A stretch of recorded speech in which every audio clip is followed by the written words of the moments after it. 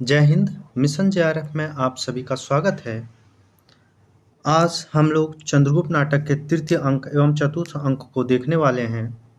उससे पहले मैं आप सभी को एक छोटा सा इन्फॉर्मेशन दे दूं कि अगर आप हमसे जुड़ना चाहते हैं तो ये मेरा टेलीग्राम ग्रुप का नाम है। मिशन जेआरएफ 2024 नहीं, इस जगह 2025 होना चाहिए था, क्योंकि टेलीग्राम चैनल का नाम अब बदल के मिशन जेआरएफ 2025 कर दिया गया है।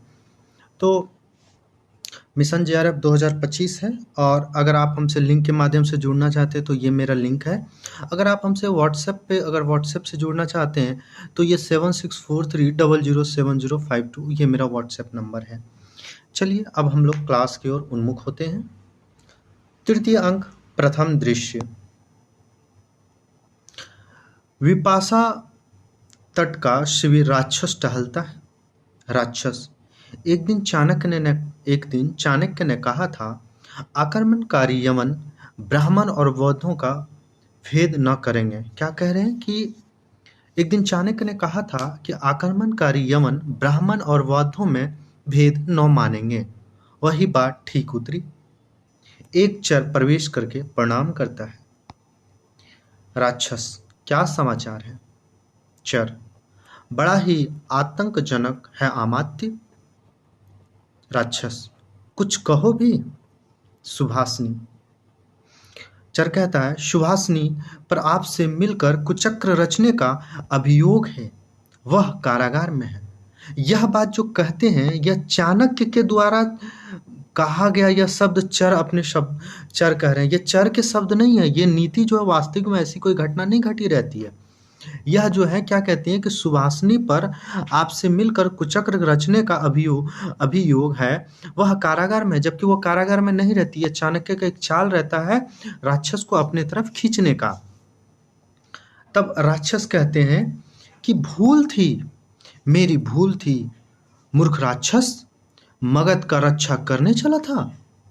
जाता मगध, कटती प्रजा, लूटते नगर।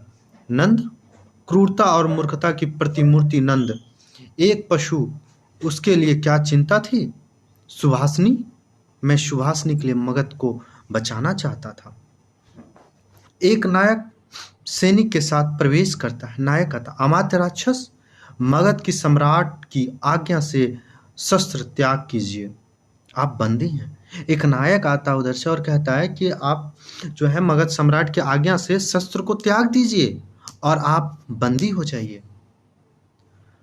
दूसरी ओर से 8 सैनिक आकर उन पहले के सैनिकों को बंदी बनाते हैं। राक्षस आश्चर्यचकित होकर देखता है। अब वह नायक से पूछते हैं, तुम सब कौन हो? नवागत सैनिक, जो नए नए सैनिक 8 सैनिक आए हुए रहते हैं, वो कहते हैं, राक्षस के शरीर रक्षक। राक्षस आश्चर्य से कहता, मेरे? नवागत जो सैनिक था वो कहता, हाँ मत। आर्य चाणक्य ने आज्ञा दी है कि जब तक यवनों का उपद्रव है तब तक सब तब तक एक मिनट हाँ जब तक आर्य चाणक्य की आज्ञा कि जब तक यवनों का उपद्रव है तब तक सबकी रक्षा होनी चाहिए, भले हुआ राक्षस क्यों ना हो। राक्षस, इसके लिए मैं चाणक्य का कृतज्ञ हूं। सैनिक को संकेत करता है। बंदियों को लेकर चले जाते हैं। क्या कहते हैं, वो जो उसको बंदी बनाने के लिए आते हैं, आए हुए थे राक्षस को, वो सैनिक के संकेत से वो क्या होता है, चले जाते हैं। राक्षस को चाणक्य का एक पत्र देता। राक्षस पत्र लेकर पढ़ता है और कहता है कि अलका का सिंहरन से ब्याह होने वाला है। अलका का जो है वो सिंहरन से ब्याह होने वाला है। उसमें मैं भी निमंत्रण किया गया हूँ। चाणक्य विलक्षण बुद्धि का ब्राह्मण है। उसकी प्रखर प्रतिभा कूटनीति के साथ रात दिन जैसे खिलवाड़ किया करती है। और इतना होने के बाद सब चले जाते हैं। अब दृश्य 1 समाप्त होकर यहाँ दृश्य 2 प्रारंभ होता है।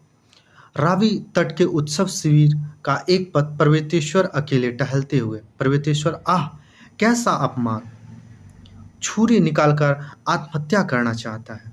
पर्वतेश्वर क्या कहता है कि आह कैसा अपमान, क्योंकि जब वह इस चीज का उसे एहसास हो जाता है कि मैं जो कर रहा हूँ वह गलत कर रहा हूँ, और यवनों के द्वारा उसे अपमानित किया जाता है, उसके राज्य को भी हड़पने की कोशिश किया जाता है, और यहाँ तक कि अलका उसे ठुकरा देती है। तो वह कहती है, मेरा कैसा अपमान, छुरी निकाल कर वो आत्महत्या करना चाहता है। पर्वतेश्वर फिर अचानक चाणक्य आकर उसका हाथ पकड़ लेते हैं। पर्वतेश्वर, कौन? ब्राह्मण चाणक्य, क्या चाहते हो? पर्वतेश्वर कहते हैं, चाणक्य, एक प्रश्न का उत्तर। वृषल चंद्रगुप्त क्षत्रिय है कि नहीं? यह चाणक्य चंद्रगुप्त के विषय में सवाल पूछते हैं पर्वतेश्वर से। फिर पर्वतेश्वर जवाब देते हैं, आह ब्राह्मण, व्यंग ना करो। चंद्रगुप्त के क्षत्रिय होने का प्रमाण यही विराट आयोजन है। आर्य चाणक्य, मैं क्षमता रखते हुए जिस काम को न कर सका वह कार्य निस्सहाय चंद्रगुप्त ने किया है। अब मुझे छोड़ दो, चाणक्य कहता है। पौरव, ब्राह्मण राज्य करना नहीं जानता, करना भी नहीं चाहता। हाँ, वह राजाओं का नियामक करना जानता है, राजा बनाना चाहता है। इसलिए तुम्हें अभी राज करना होगा, और करना होगा वह कार्य जिसमें भारतीयों का गौरव हो और तुम्हारे छात्र धर्म का पालन हो। यह चाणक्य कहते हैं। क्या यह जो पंक्ति है बहुत महत्वपूर्ण, यहाँ से कई बार प्रश्न पूछे भी जा चुके हैं कि ब्राह्मण राज्य करना नहीं जानता, करना भी नहीं चाहता। हाँ, वह राजाओं का नियमन करना जानता है, राजा बनाना चाहता है। यह जो चाणक्य की बात है। अब है पर्वतेश्वर छुरी फेंक, वह क्या काम है? चाणक्य हंसकर कहता है, मनुष्य अपनी दुर्बलता से भली भांति परिचित रहता है, परंतु उसे अपने बल से भी अवगत होना चाहिए। असंभव कहकर किसी काम को करने के पहले कर्म क्षेत्र में कोप कर लड़ाइयों मत पौरव, कोप कर लड़ाओ मत पौरव, तुम क्या हो, विचार करके देखो तो। फिर क्या होता, वृद्ध गंधार जो होता है, वो गंधार के जो राजा रहते हैं वह प्रवेश करते हैं। एक वृद्ध जो रहते हैं गंधार नरेश, वो वृद्ध हो चुका। वृद्ध कहता, अलका कहाँ है? अलका? चाणक्य, क्षत्रिय, तुम्हारे पाप और पुण्य दोनों जीवित हैं। स्वास्तिमती अलका आज सौभाग्यवती होने जा रही है, चलो कन्या संप्रदान करके प्रसन्न हो जाओ। चाणक्य वृद्ध गंधार नरेश को लिवा जाता है। कार्नेलिया और चंद्रगुप्त का फिर प्रवेश होता है। चंद्रगुप्त, कुमारी, आज मुझे बड़ी प्रसन्नता हुई। कार्नेलिया कहती, किस बात की? चंद्रगुप्त, मैं विस्मृत नहीं हुआ हूं। कार्नेलिया, स्मृति कोई अच्छी वस्तु नहीं है क्या? क्या कहते हैं, स्मृति कोई अच्छी वस्तु है क्या? चंद्रगुप्त, स्मृति जीवन का पुरस्कार है सुंदरी। यह पंक्ति जो है यह भी महत्वपूर्ण है कि स्मृति जीवन का पुरस्कार है। कार्नेलिया, परंतु मैं कितने दूर देश की हूं, स्मृतियां ऐसे अवसर पर उदंड हो जाती है। चंद्रगुप्त, ऐसा हो तो भूल जाओ सुबह। चंद्रगुप्त, कार्नेलिया, नहीं चंद्रगुप्त, मुझे इस देश से जन्मभूमि का स्नेह होता जा रहा है। क्या कह रहे हैं कि मुझे इस देश के जन्मभूमि के समान स्नेह होता जा रहा है। यह स्वप्नों का देश, त्याग और ज्ञान का पालना, यह प्रेम की रंग भूमि भारत भूमि क्या भुलाई जा सकती है? कदापि नहीं। अन्य देश मनुष्यों की जन्मभूमि है, जबकि भारत मानवता की जन्मभूमि है। यह पंक्ति कई बार पूछा गया है कि अन्य देश मनुष्यों की जन्मभूमि है, यह भारत मानवता की जन्मभूमि है। यह कार्नेलिया कहती है। चंद्रगुप्त, सुबह यह सुनकर चकित हो गया हूं। कार्नेलिया, सिकंदर ने भारत से युद्ध किया है और मैंने भारत का अध्ययन किया है। मैं देखती हूं कि यह युद्ध ग्रीक और भारतीयों के शस्त्र का नहीं है, इसमें दो बुद्धियां भी लड़ रही है। यह अरस्तु और चाणक्य की चोट है, सिकंदर और चंद्रगुप्त उनके अस्त्र हैं। यह पंक्ति काफी महत्वपूर्ण है और यहाँ से प्रश्न कई बार पूछे भी गए हैं कि सिकंदर ने भारत से युद्ध किया है, मैंने भारत का अध्ययन किया है। मैं देखती हूं कि यह युद्ध ग्रीक और भारतीयों के अस्त्र का नहीं, इसमें दो बुद्धियां भी लड़ रही हैं। यह अरस्तु और चाणक्य की चोट है, सिकंदर और चंद्रगुप्त उनके अस्त्र हैं। चंद्रगुप्त, मैं क्या कहूं? मैं क्या कहूँ, मैं एक निर्वासित हूँ। कार्नेलिया, लोग चाहे जो कहे, मैं भली भांति जानती हूँ कि मैं जानती हूँ कि अभी तक चाणक्य ही विजयी हैं। चंद्रगुप्त, भविष्य के गर्भ में अभी बहुत सा रहस्य छिपे हैं। कार्नेलिया, अच्छा तो मैं जाती हूँ। एक दूसरे की ओर देखते हुए जाते राक्षस और कल्याणी का प्रवेश होता है। कल्याणी, ऐसा विराट दृश्य तो मैंने नहीं देखा था अमध्य, गर्व है राजकुमारी। फिर अचानक से चाणक्य का प्रवेश होता है। तो तुम इसे स्वीकार करते हो अमर्त्य राक्षस? राक्षस, शत्रु की उचित प्रशंसा करना मनुष्य का धर्म है। तुमने अद्भुत कार्य किए, इसमें भी कोई संदेह है? अरस्तु चाणक्य, अस्तु, अब तुम जा सकते हो। मगध तुम्हारा स्वागत करेगा। और वह प्रस्थान कर जाता है। यहाँ दृश्य 2 समाप्त हो जाता है, दृश्य 3 प्रारंभ हो जाता है। रावी का तट सिकंदर का बेड़ा प्रस्तुत है। चाणक्य व पर्वतेश्वर कि रावी के तट पे जो है वह सिकंदर का बेड़ा प्रस्तुत होता है। चाणक्य व पर्वतेश्वर वहां रहते हैं। एक ओर से सिकंदर, सेल्यूकस, कर्नेलिया, फिलिप्स इत्यादि, दूसरी ओर से चंद्रगुप्त, सिंहरण, अलका, मालविका और अंबिक इत्यादि का यवन और भारतीयों का रण वाद्यों के साथ प्रवेश। सेनापति सिकंदर कहते हैं, सेनापति चंद्रगुप्त, बधाई है चंद्रगुप्त। अब यहाँ मैं आपको बता दूं कि जब सिकंदर जो होते हैं वह चंद्रगुप्त से युद्ध करते करते हार जाते हैं, तो वो आत्मसमर्पण करके अपना देश लौटना चाहते हैं। और जो भी उसने छोटे मोटे राज्य को जीत लिया था, उसका सेल्यूकस को वहां का छत्रप बना के वो चले जाना चाहते हैं। तो यही रावी नदी एक तरफ सिकंदर के सारे लोग और एक तरफ चंद्रगुप्त और चाणक्य के सारे लोग आते हैं रावी नदी के तट पे, क्योंकि वो लोग रावी नदी के तट से ही उस पार होकर के अपना वापस यूरोप चले जाते हैं। तो वही घटना है। जब वो विदाई का समय आता है तो सिकंदर कहते हैं, सेनापति चंद्रगुप्त, बधाई हो। चंद्रगुप्त, किस बात की राजन? जिसमें तुम भारत के सम्राट होगे उसमें मैं उपस्थित न रह सकूंगा, उसके लिए पहले बधाई है। चंद्रगुप्त, आप वीर हैं। सिकंदर, धन्य हैं आप। मैं तलवार खींचे भारत में आया हृदय देकर जाता हूँ। यह बहुत महत्वपूर्ण पंक्ति है। क्या कहते हैं कि मैं तलवार खींचे हुए भारत में आया हृदय देकर जाता हूँ, विस्मय विमुग्ध हूँ। जिनसे खड़ग परीक्षा हुई थी, युद्ध में जिनसे तलवार मिली थी, उनसे हाथ मिलाकर, मैत्री के हाथ मिलाकर जाना चाहता हूँ। चाणक्य, हम लोग प्रस्तुत हैं सिकंदर। तुम वीर हो, भारतीय सदैव उत्तम गुणों की पूजा करते हैं। तुम्हारी जल यात्रा मंगलमय हो। हम लोग युद्ध करने जानते हैं, द्वेष नहीं। और फिर सिकंदर हंसता हुआ अनुचरों के साथ नौका पर आरोहण करता है। नाव चलती है। दृश्य 3 समाप्त हो जाता है। दृश्य 4 में मुख्य रूप से क्या होता है कि राक्षस को सच का पता चल जाता है कि चाणक्य जो है वह हमसे झूठ अपने सैनिकों के माध्यम से, अपने चरों के माध्यम से मेरे मन में यह भ्रम पैदा कराया कि वहाँ सुभाषनी को कैद कर लिया गया है और मुझे भी इस कुचक्र में शामिल होने के कारण मुझे भी बंदी बनाया जा रहा है, बंदी बनाने के लिए घोषणा कर दी है। तो वह इस चीज़ का बहुत अफसोस करता कि जिस मगध के लिए हम इतनी जान देते थे, वह मगध मेरे साथ ऐसा कर रहा है।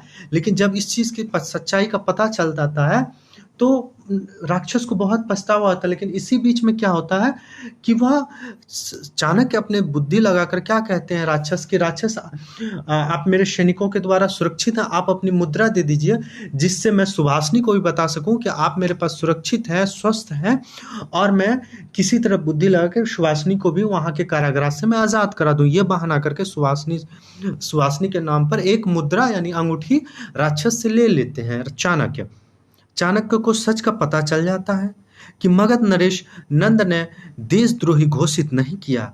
यह चाणक्य की एक नीति था। चाणक्य षड्यंत्र से राक्षस का मुद्रा ले लेता है। राक्षस मगध लौट जाता है। दूसरी तरफ फिलिप्स पुनः भारत पर आक्रमण करने की योजना बनाता है। अब ये होता है कि फिलिप्स को भारत का क्षत्रप बना दिया जाता है। तो जब फिलिप्स के ये बातें, माफ़ी चाहेंगे, वो फिलिप्स नहीं, वहाँ लगता है कि गलती से हो गया, वो सेल्यूकस होना चाहिए, कि सेल्यूकस जब चाहते थे, लेकिन बाद में पता चलता है कि युद्ध करने से जब बाद में पता चलता है कि चंद्रगुप्त से सेल्यूकस की हार हो जाती है, तो वह बहुत पछताते हैं और वहाँ पर संधि कर लेते हैं। तो वही कहते हैं, जो पचमा दृश्य अब हम लोग देखेंगे, पचमा दृश्य में मगध में नंद का रंगशाला, नंद का प्रवेश होता है। नंद कहता है सुवासनी, सुवासनी कहता है देव प्रणाम, कहीं 2 घड़ी चैन से बैठने की छुट्टी भी नहीं, तुम्हारी छाया में विश्राम करने आया हूँ। सुवासनी प्रभु क्या आज्ञा है। नंद सेनापति मौर्य, जिसके बल पर मैं भूला था, जिसके जिसके विश्वासन पर मैं निश्चिंत सोता था, विद्रोही पुत्र चंद्रगुप्त को सहायता पहुंचाता है, उसका न्याय करना था। आजीवन अंधकूप में दंड देकर आ रहा हूँ, मन कांप रहा है, न्याय हुआ क्या न्याय हृदय संदिग्ध है। होता यह कि जो उनके पिताजी मौर्य सेनापति होते हैं, उसको कैद कर लिया जाता है, और जब पता चलता है कि ये इसको जो इन्हीं का पुत्र जो है वो चंद्रगुप्त है, बहुत दिनों के बाद पता चलता है नंद को कि मौर्य सेनापति का ही पुत्र जो है वह पुत्र चंद्रगुप्त है। तो वही कहते हैं कि जिसके विश्वासन पर मैं निश्चिंतता सोता था, विद्रोही पुत्र चंद्रगुप्त को सहायता पहुंचाता है, उसी का न्याय करना था, उसको अंधकूप में डाल दिया जाता। सुवासनी पान का पात्र लिए प्रवेश करती है और पात्र भरकर देती है, यानी उसे पान दिया जाता है। नंद कहता सुवासनी कुछ गाओ, वही उन्माद गान। सुवासनी गाती है आज इस यौवन के माधवी कुंजन में कोकिल बोल रहा, मधु पीकर पागल हुआ करता प्रेम प्रलाप, शिथिल हुआ जाता हृदय जैसे अपने आप, लाज के बंधन खोल रहा, लाज के बंधन खोल रहा। यह जो है क्या सुहासिनी गीत गाती है। तो फिर नंद कहता सुहासिनी कामुक की चेष्टा करता है। अब क्या होता है कि उसका काम भाव नंद के अंदर जग जाता है उसकी गीत सुन करके, और वह वशीभूत वासनाओं से वशीभूत हो जाता है नंद। सुहासिनी भयभीत होकर महाराज मैं अमात्य राक्षस का धरोहर हूं, सम्राट की भोग्या नहीं बन सकती। नंद उसे बलपूर्वक पकड़ लेता है। ठीक उसी समय राक्षस अमात्य का प्रवेश हो जाता है। नंद उसे देखते ही छोड़ता हुआ तुम अमात्य राक्षस? राक्षस कहता है हाँ सम्राट, एक अबला पर अत्याचार होने देने के लिए ठीक समय पर आया हूं। और यह कहकर फिर क्या होता है, राक्षस और सुवासनी चले जाती है। दोनों जाते हैं। दृश्य 6 कुसुमपुर का प्रांत भाग चाणक्य, मालविका और अलका। कुसुमपुर प्रांत का भाग है जिसमें चाणक्य, मालविका और अलका है। सुहासिनी और राक्षस स्वतंत्र हैं। मालविका क्या कहती हैं, सुहासिनी और राक्षस स्वतंत्र हैं, उनका परिणय शीघ्र होगा। इधर मौर्य कारागार में वर रुचि अपदस्थ हैं। नागरिक लोग नंद की उच्च श्रृंखलाताओं से असंतुष्ट हैं। क्या कह रही हैं कि अब जो है कि सुवासनी और राक्षस का परिणय अर्थात विवाह होना तय हो चुका, बहुत जल्द होगा। अब मौर्य जो सेनापति वो कारागार में डाल दिए गए हैं, और वर रुचि जो अमात्य के पद पे थे उनको पद से हटा दिया गया, जिससे वहां की जनता में बहुत आक्रोश है। चाणक्य ठीक है, समय हो चला है, मालविका तुम नर्तकी बन जाओ। क्या कहते हैं, समय हो चुका है मालविका तुम नर्तकी बन जाओ। मालविका चंद्रगुप्त के लिए सब कुछ करूंगी। क्या कहता है, चंद्रगुप्त के लिए मैं कुछ भी करूंगी। चाणक्य मैं चाहता हूं कि सब सेना वानविकों के रूप में धीरे धीरे कुसुमपुर में इकट्ठा हो जाए। उसी दिन राक्षस का विवाह होगा, उसी दिन विद्रोह होगा, और उसी दिन चंद्रगुप्त राजा होगा। यह कौन तय कर रहे हैं, चाणक्य कर रहे हैं। अलका परंतु फिलिप्स के द्वंद्व युद्ध से चंद्रगुप्त को लौट तो आने दीजिए, क्या जाने क्या हो। क्योंकि क्या होता है कि फिलिप्स और चाणक्य के बीच में व्यक्तिगत रूप से द्वंद्व युद्ध होता है। द्वंद्व युद्ध इसलिए होता है कि फिलिप्स जो है वह कार्नेलिया से प्रेम करती है, वो नहीं चाहती हैं कि चंद्रगुप्त के साथ वो घूमे उठे बैठे फिरे, और कार्नेलिया मन ही मन किससे प्रेम करती है, तो वह चंद्रगुप्त से प्रेम करती हैं। तो यह बात जो है उसको फिलिप्स को अच्छा नहीं लगता, इसलिए वो उससे द्वंद्व युद्ध होता है। द्वंद्व युद्ध में एक बार तो उसे माफ कर देता है, लेकिन दूसरी बार जब द्वंद्व युद्ध होता है तो उस द्वंद्व युद्ध में फिलिप्स को मृत्यु के घाट चंद्रगुप्त के द्वारा उतार दिया जाता है। चाणक्य कहता है, क्या हो वही होकर रहेगा जिसे चाणक्य ने विचार करके ठीक कर लिया है, किंतु अवसर एक क्षण का विलंब और सफलता का प्रवर्तक हो जाता है। फिर यह सुन के मालविका चली जाती है। अलका, गुरुदेव, यह कहकर फिर अलका भी चली जाती है। चाणक्य, वह सामने कुसुमपुर है जहां मेरे जीवन का प्रभात हुआ था, अर्थात जन्म हुआ था। परंतु कठोर संसार ने सिखा दिया है कि तुम्हें परखना होगा। समझदारी आने पर यौवन चला जाता है, जब तक माला गूंथी जाती है तब तक फूल कुम्हला जाते हैं। यह पंक्ति महत्वपूर्ण। यह पूछा जाता है कि समझदारी आने पर यौवन चला जाता है, जब तक माला गूंथी जाती है तब तक फूल कुम्हला जाते हैं। आज इसी प्रतिज्ञा में जन्मभूमि के प्रति कर्तव्य का भी यौवन चमक रहा है देखकर। हैं? यह कौन भूमि संधि तोड़कर सर्प के समान निकल रहा है? छिप कर देखूं। छिप जाता है, एक दूह की मिट्टी गिरती है, उसमें से सकटार वन मानुष के समान निकलता है। एक्चुअली होता यह है कि मैं आपको यहाँ थोड़ा सा घटना समझा दूं कि सकटार को अंधकूप में डाल दिया जाता है, उसके बच्चों के साथ डाल दिया जाता है। तो सकटार क्या करते हैं कि उस अंधकूप में उसको जो भोजन भी मिलता है वो एक ही व्यक्ति का भोजन होता है। तो बच्चे भी जानते हैं कि मेरे पिताजी को जीवित रहना जरूरी है, तो वह अपने भोजन के सारे हिस्से किसको दे देते हैं? पिता को। और इसी तरह उसके बच्चे के एक एक करके मृत्यु हो जाती है। सिर्फ बचता कौन है? तो सुभाषनी। और वह जब सुभाषनी ही सिर्फ बचती है और सकटार क्या करते हैं, सकटार के जो बाकी बच्चों की मृत्यु हो जाती है, उसी के हड्डियों का अस्त्र बना करके अंधकूप से खोदते खोदते खोदते वह एक सुरंग बनाता है और सुरंग के माध्यम से वह बाहर निकलता है, जिसे देख करके चाणक्य छिप करके उसे देखते हैं। तो वही कहते हैं, यह एक दूह की मिट्टी गिरती है, उसमें से सकटार वनमानुष के समान निकलता है। वनमानुष इसलिए कहा जाता है क्योंकि उसको बाल दाढ़ी सब कुछ एकदम जानवरों की तरह बड़ा रहता है, क्योंकि वह कई वर्षों के बाद उस अंधकूप से निकलते हैं। सकटार चारों ओर देखकर आंखें बंद कर लेता है, फिर खोलता हुआ, आंखें नहीं सह सकती, इन्हीं प्रकाश किरणों के लिए तड़प रही थी। ओह, तीखी है। तो क्या मैं जीवित है? कितने दिन हुए, कितने महीने, कितने वर्ष, नहीं स्मरण है। और फिर वह इतना कह के गिर पड़ता है। चाणक्य पास आकर कपड़ा निचोड़कर मुंह में जल डाल सचेत करता है। चाणक्य, आह, तुम कोई दुखी मनुष्य हो। सकटार, देखा है कभी 7-7 गोद के लालों को भूखी से तड़प कर मरते, अंधकार के घनी चादर में बरसों भूगर्भ की जीवित समाधि में एक दूसरे को अपने असहाय देकर स्वेच्छा से मरते देखा है, प्रतिहिंसा की स्मृति को ठोकर मार मार कर जगाते और प्राण विसर्जन करते देखा है कभी। यह कष्ट उन सबों ने अपना आहार मुझे दिया और पिता होकर भी मैं पत्थर सा जीवित रहा। क्या बोलते हैं कि देखा है कभी, यह कष्ट उन सब ने अपने आहार मुझे दे दिया और पिता होकर भी मैं पत्थर सा जीवित रहा। चाणक्य, तुम सकटार हो? सकटार, हाँ मैं सकटार हूं।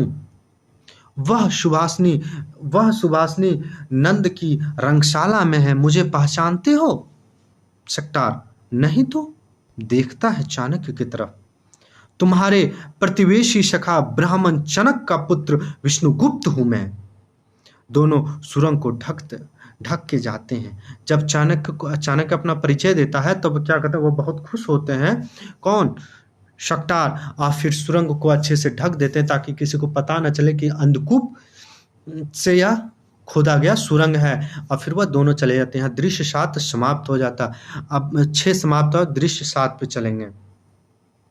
नंद के राज मंदिर का एक प्रकोष्ठ, सेनापति मौर्य की स्त्री के साथ लिए हुए वर रुचि का प्रवेश। वर रुचि को पद से पदस्थ कर दिया गया था, पद से हटा दिया गया है।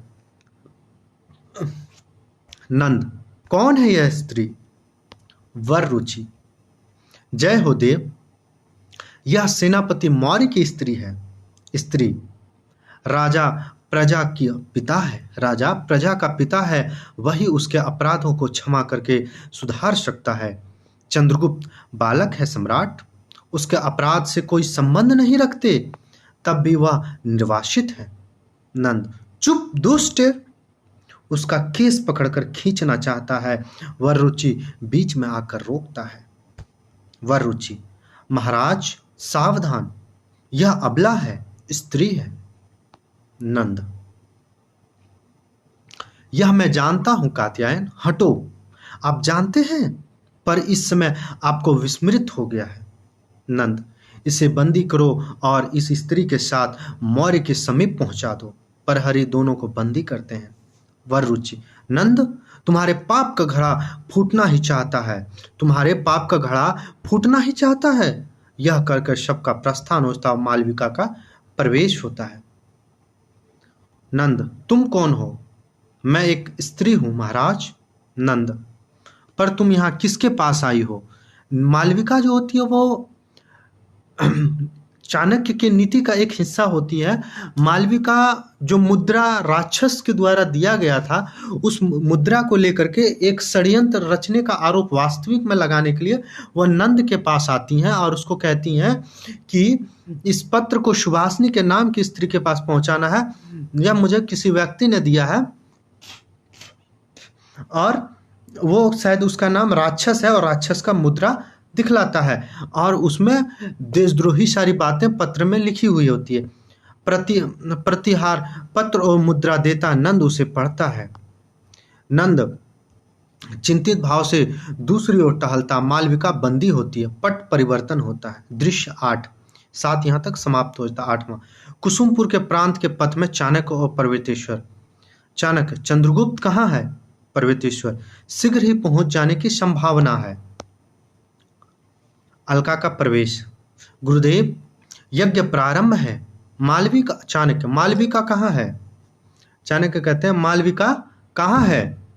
वह बंदी की गई है, राक्षस इत्यादि भी बंदी ही होने वाले हैं। चाणक्य, तब तुम जाओ अलके, उस उत्सव से तुम्हें अलग न रहना चाहिए। उनके पकड़े जाने के अवसर पर ही नगर में आयोजन फैल सकती है, नगर में उत्तेजना फैल सकती है। जाओ शीघ्र। अलका का प्रस्थान होता है। गुफा का द्वार खुलने मौर्य, मालविका, शक्टार, वर रुचि, पीछे से चंद्रगुप्त की जननी यानी कि मौर्य स्त्री का प्रवेश होता है। यानी कि गुफा जो यहाँ जिससे शक्टार निकला था, उसी गुफा के द्वारा ये लोग प्रवेश करते हैं। चंद्रगुप्त का प्रवेश माता पिता के चरण छूता है। चंद्रगुप्त, पिता, तुम्हारी यह दशा, एक पीड़ा की प्रत्येक निष्ठुरता की गिनती होगी।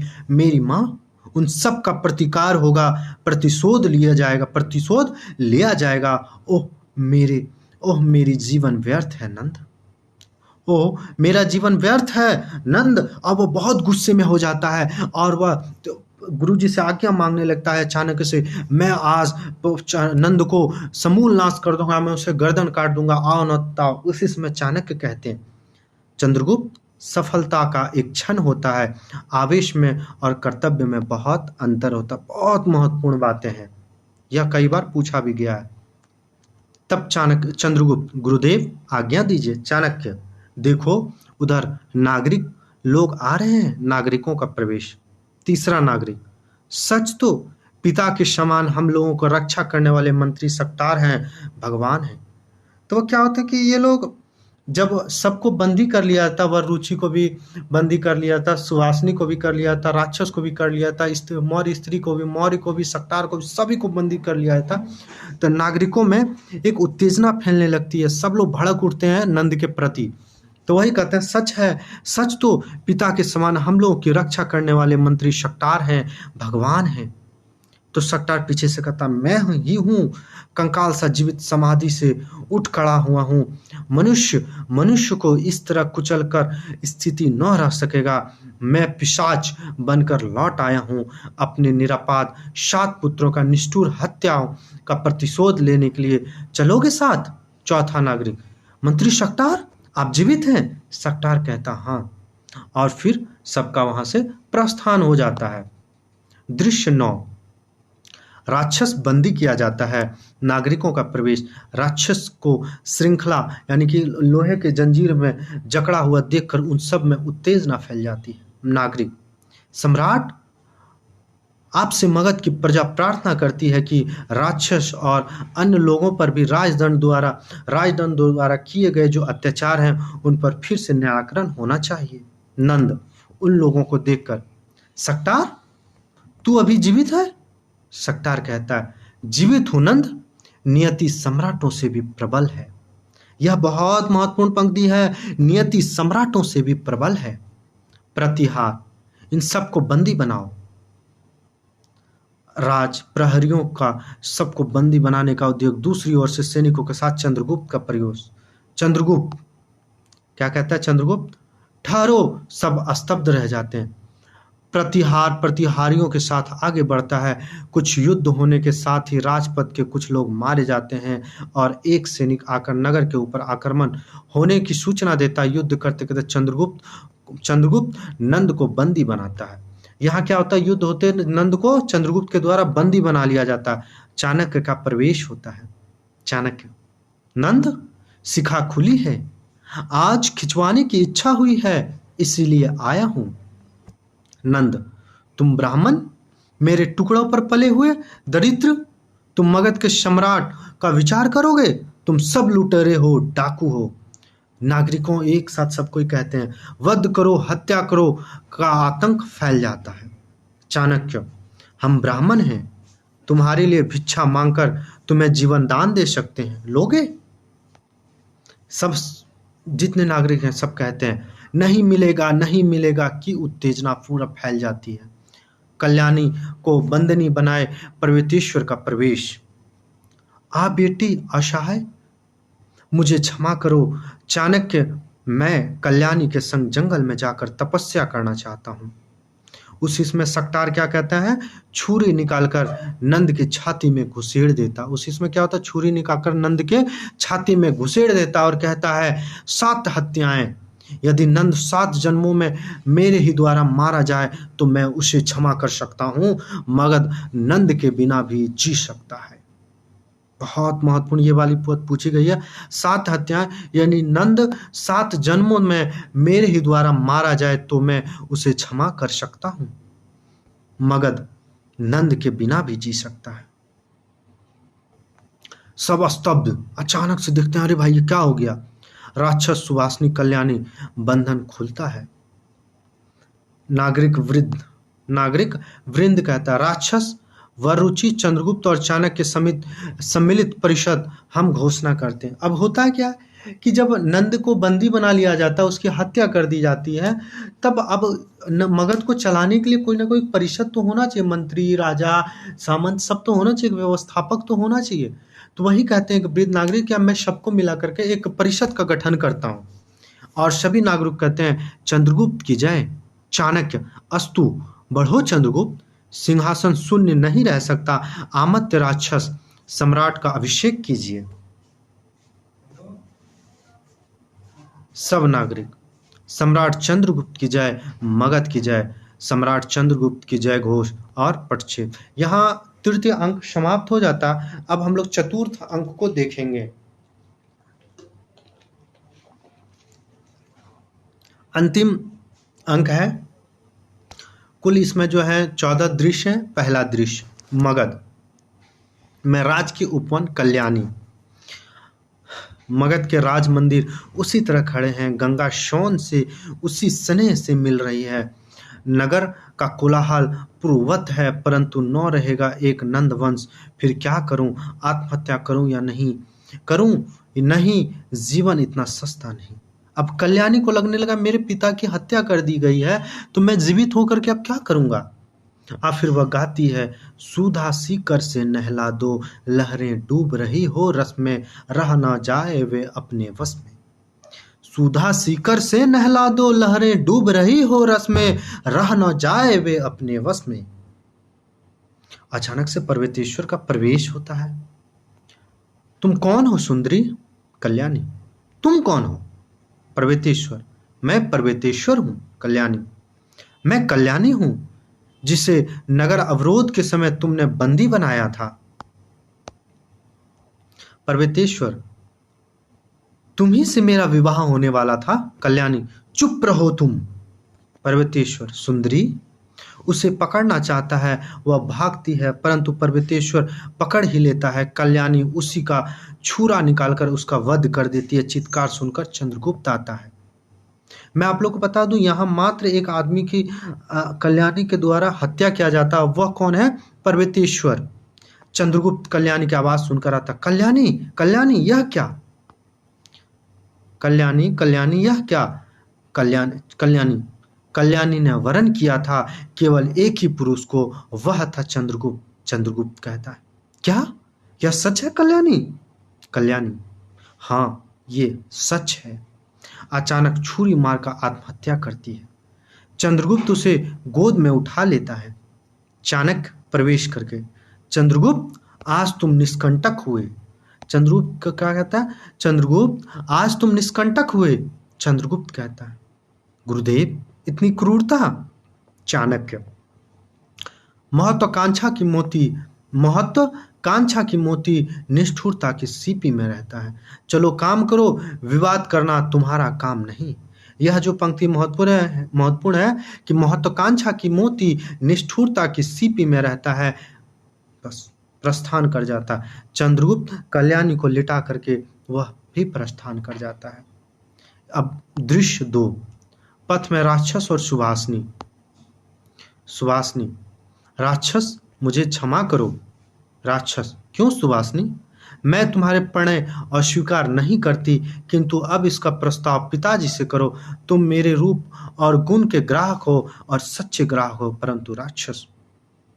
अब क्या होता है कि जब सुहासिनी को पता चलता है कि उनके पिता जो हैं शकटार जीवित हैं और वो स्वतंत्र भी हो चुके हैं, तो वो चाहती कि अपने पिता की अनुमति से उसकी विवाह हो।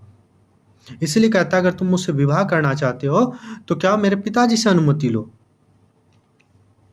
यह करके वह प्रस्थान कर जाती है। राक्षस सोचता है और नेपथ्य से यानी पर्दे के पीछे से गाना आता है, कैसी कैसी कड़ी रूप की ज्वाला, पड़ता है पतंग शाह इसमें मन होकर मतवाला। दृश्य 3, परिषद गृह। राक्षस प्रवेश करके, तो आप लोगों की सम्मति है कि विजय उत्सव न मनाया जाए? क्योंकि जब पता चलता है कि चंद्रगुप्त अब राजा बन चुके हैं, तो वो चाहते हैं कि वो लोग विजय उत्सव बनाए, सब लोग खुशी मनाए, पर्व त्योहार की तरह मनाए। लेकिन शकटार, मैं चाहता हूं, परंतु आर्य चाणक्य सम्मति इसमें नहीं है। क्या होता है? मैं तो चाहता हूं कि उत्सव हो, लेकिन आर्य चाणक्य की इसमें सम्मति नहीं है। कात्यायन। जो कार्य बिना किसी आडंबर के हो जाए वही तो अच्छा है। चाणक्य। मैं अपने अधिकार और दायित्व को समझ कर कहता हूं कि यह उत्सव न होगा। यह कहकर के वह प्रस्थान होते हैं। दूसरे चर का प्रवेश होता है। दूसरा चर, प्रणाम करके, जय हो आर्य। वाल्हिक में नई हलचल है। विजेता सेल्यूकस अपनी पश्चिमी राजनीति में स्वतंत्र हो गया। अब वह सिकंदर के पूर्वी प्रांत की ओर दक्षित है। वाल्हिक की सीमा पर नवीन यवन सेना का शस्त्र चमकने लगा है। क्या हुआ था कि फिलिप्स को जब मार दिया गया था, तब सेल्यूकस को छत्रप बनाया था और सेल्यूकस पुनः एक बार भारत में आक्रमण करने की योजना बनाता है। चाणक्य चौंक कर, और गंधार का समाचार? दूसरा, अभी कोई नवीनता नहीं। चाणक्य, जाओ। ऊपर देखकर हंसता है। मालविका का प्रवेश। मालविका, आर्य प्रणाम करती हूं। चाणक्य, मालविका विश्राम करो। तुम विश्राम करो, मैं एक ही बार सारी बातों का विवरण ले लूंगा, फिलहाल तुम विश्राम करो, तुम बहुत थक गई होगी। मालविका, परंतु आर्य, सौगत का कोई उत्साह राजधानी में नहीं। चाणक्य, मालविका, पाटलिपुत्रा षड्यंत्रों का केंद्र हो रहा है। सावधान, चंद्रगुप्त के प्राणों की रक्षा तुम्ही को करनी होगी। दृश्य 4, प्रकोष्ठ में चंद्रगुप्त का प्रवेश। विजयों की सीमा है परंतु अभिलाषाओं का नहीं, मन ऊब सा गया है। क्या हुआ? चंद्रगुप्त देख रहा है कि हम जब आए तो यहाँ उत्सव भी नहीं मनाया जा रहा है, और उत्सव को मना करने की वजह से जो उनके पिताजी रहते हैं, चंद्रगुप्त के जो पिता रहते हैं मौर्य सेनापति, वो बहुत क्रोधित होकर चले जाते हैं और चंद्रगुप्त को अकेले रखा जाता है, क्योंकि अब वो राजा बन चुका है। उसे सब राजाओं वाले दृष्टिकोण से देख रहे हैं। तो वही कह रहे हैं कि विजयों की सीमा है परंतु अभिलाषाओं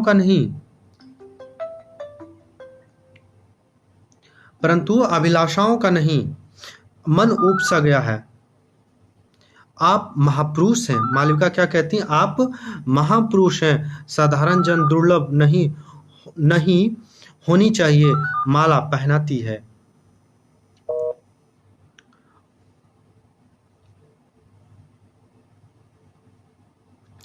चंद्रगुप्त कहता है, कुछ गाओ तो मन बहल जाए। चंद्रगुप्त बहुत उब जाता है तो वो कहता है कि कुछ गाओ, मन थोड़ा सा ठीक हो जाए। मालविका गाती है, मधुप कब एक कली का है, पाया जिसमें प्रेम रस, सौरभ और सुहाग, वे शुद्ध हो उस कली से मिलता भर अनुराग।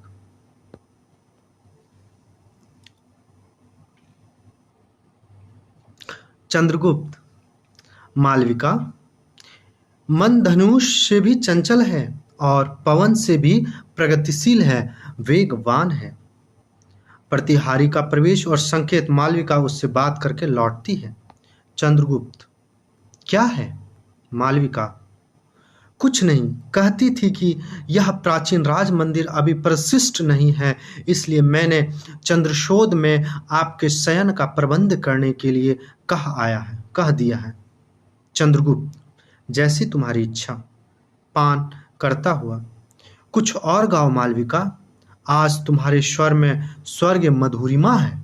मालविका गाती है, बज रही वंशी आठों याम की, अब तक गूंज रही है बोली प्यारे मुख अभिराम की, हुए चप्पल मृगनयन मोहवश, बजी विपंची काम की। चंद्रगुप्त का प्रस्थान होता है।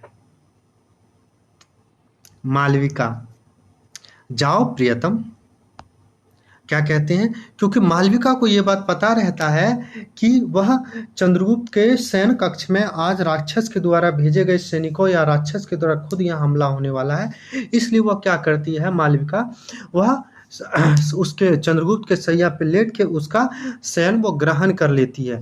और वो जब चंद्रगुप्त जानता है वहाँ दूसरे कक्ष में, उसको सुरक्षा की दृष्टि से जब दूसरे कक्ष में भेजा जाता तो वह कहती है मालविका, जाओ प्रियतम, सुखी जीवन बिताने के लिए आर्य चाणक्य की आज्ञा है।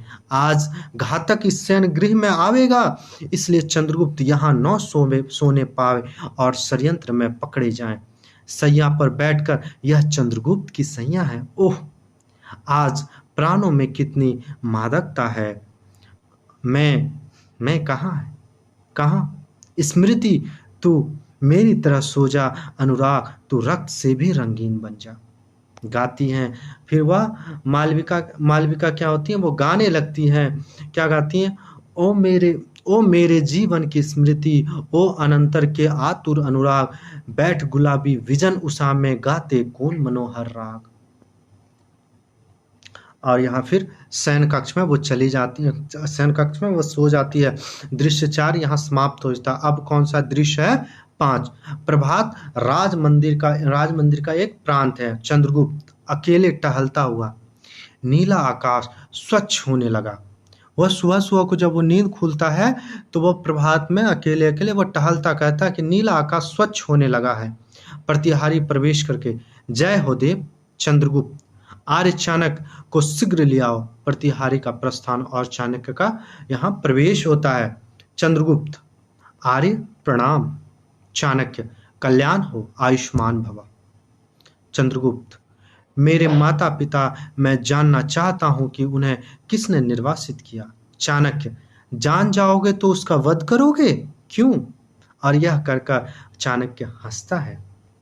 चंद्रगुप्त, हंसिए मत गुरुदेव।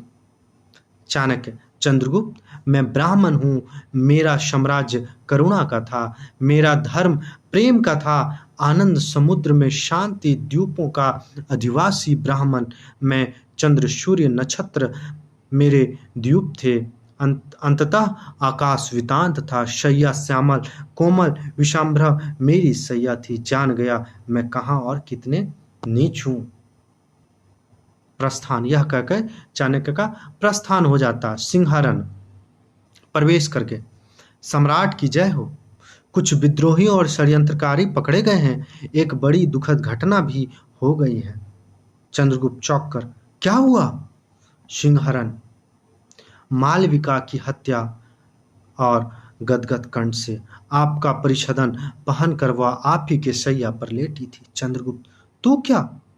उसने इसलिए मेरे शयन का प्रबंध दूसरे प्रकोष्ठ में किया। ओह मालविका। सिंहासन, आर्य चाणक्य सिंहासन कहता, आर्य चाणक्य की सूचना पाकर नायक पूरे गुल्म के साथ राज मंदिर की रक्षा के लिए प्रस्तुत था। एक छोटा सा युद्ध होकर वे हत्यारे पकड़े गए, परंतु उसका नेता राक्षस निकल भागा। सिंहासन निश्वास लेकर, तो नियति कुछ अदृष्ट का सृजन कर रही है। सम्राट, मैं गुरुदेव को खोजता हूं। और यह कहकर सिंहासन का प्रस्थान हो जाता है। चंद्रगुप्त, पिता गए, माता गई, गुरुदेव गए, कंधे से कंधे भिड़ाकर प्राण देने वाला चिर सहचर सिंहासन गया, तो भी मैं चंद्रगुप्त को रहना पड़ेगा और रहेगा, परंतु मालविका, आह वह स्वर्गीय कुसुम। चिंतित भाव से चाणक्य चंद्रगुप्त का यहाँ प्रस्थान होता है। दृश्य 6, सिंधु तट, पर्णकुटी, चाणक्य और कात्यायन। राक्षस सेल्यूकस की कन्या को पढ़ाने के लिए वहीं रहता है। कात्यायन कहता है, राक्षस सेल्यूकस की कन्या को पढ़ाने के लिए वहीं रहता है और यह सारा कुचक्र उसी का है। वह इस दिन वाल्हीक की ओर गया है। मैं अपना वर्तिका पूरा कर चुका हूं, इसलिए मगध से अवकाश लेकर आया था। चाणक्य, अब मैं मगध जाना चाहता हूं। फिर चाणक्य कहते हैं, जितना शीघ्र हो सके मगध पहुंचिए, मैं भी धीरे धीरे पीछे से पहुंचूंगा। कात्यायन हंस के करता, यह जानकर मुझे प्रसन्नता हुई कि तुम ...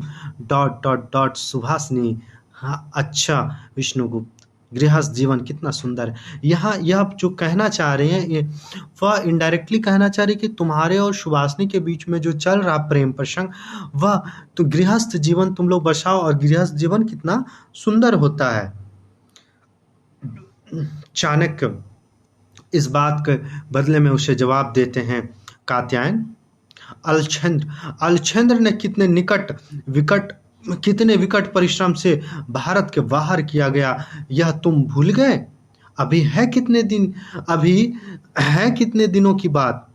अब इस सेल्यूकस को क्या हुआ जो चला आया, तुम नहीं जानते कात्यायन? इसी सेल्यूकस ने चंद्रगुप्त की रक्षा की थी। नियति अब उन्हीं दोनों को एक दूसरे के विपक्ष खड़ग खींचे हुए खड़ा कर रही है। देखिए क्या कह रहे हैं कि इसी सेल्यूकस ने चंद्रगुप्त की रक्षा की थी।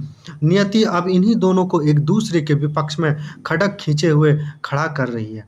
हुआ यह था कि चंद्रगुप्त जब अचेत होकर के एक वृक्ष के नीचे पड़ा हुआ था, तो एक व्याघ्र उस पर हमला करता है और सेल्यूकस जो है वह अपने तीर चलाकर उस व्याघ्र की हत्या करके और वहां चंद्रगुप्त की रक्षा करते हैं।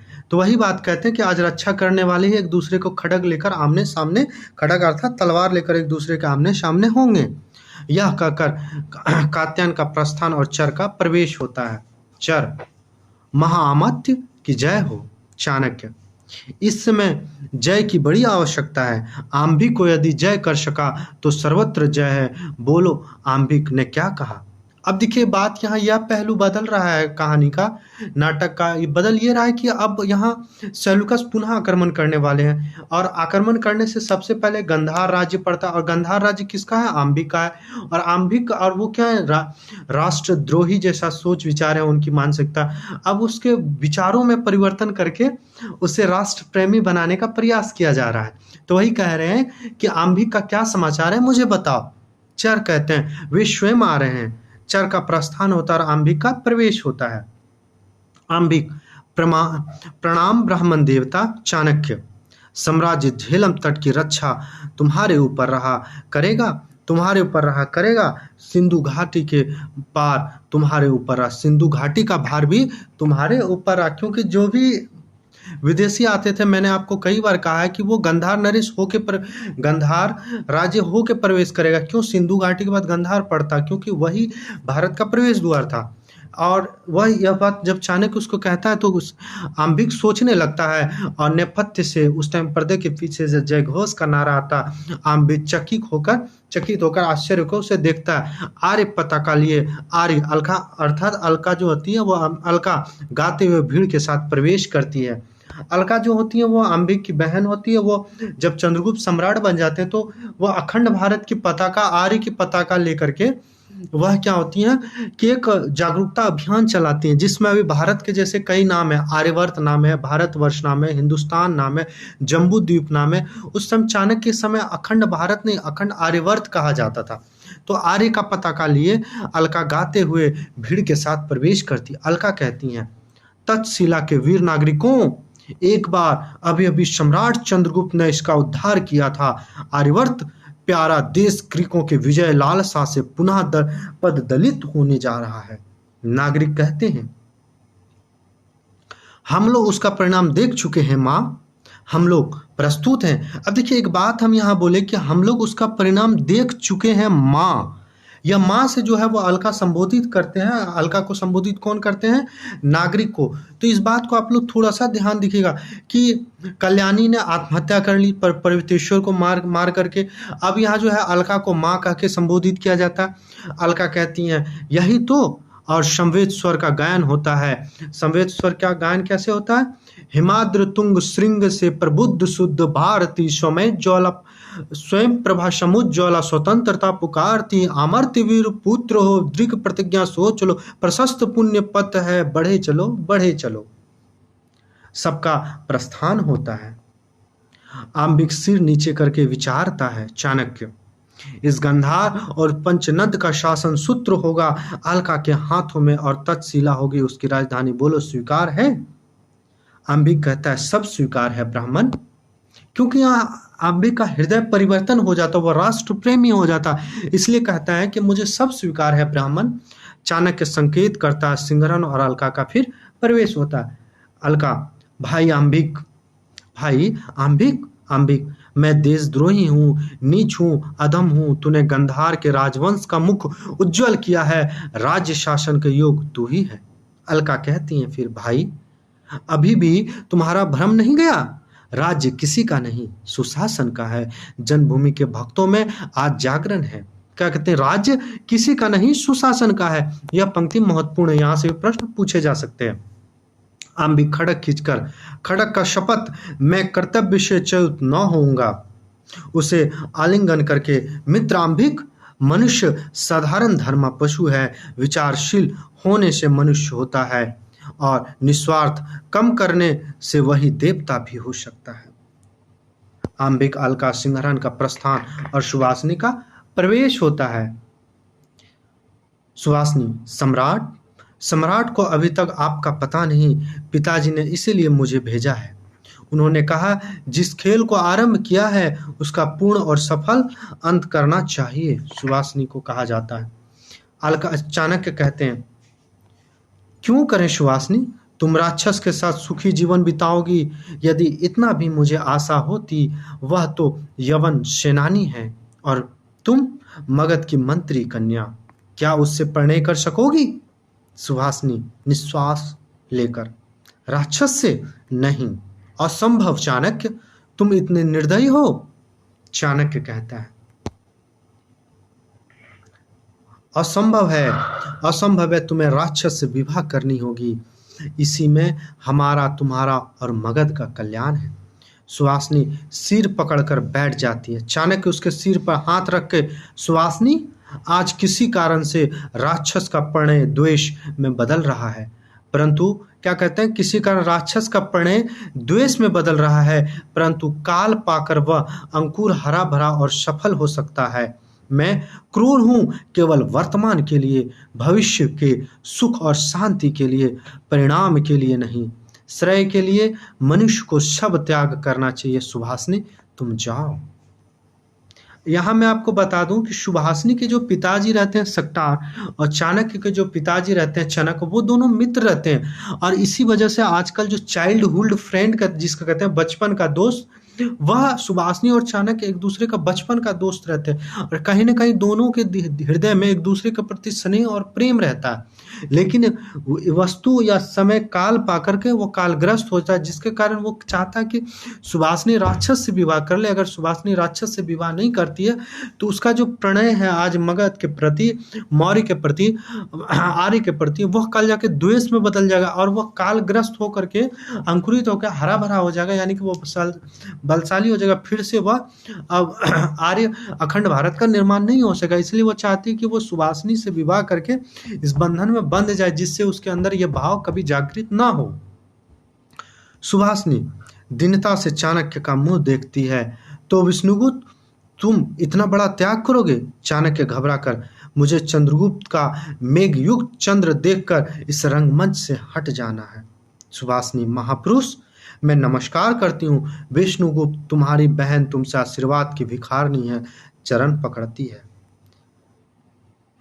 देखिए, सुहासिनी को यहाँ बहन बना दिया गया। किसका? चाणक्य का बहन बना दिया गया। किसे? सुहासिनी का।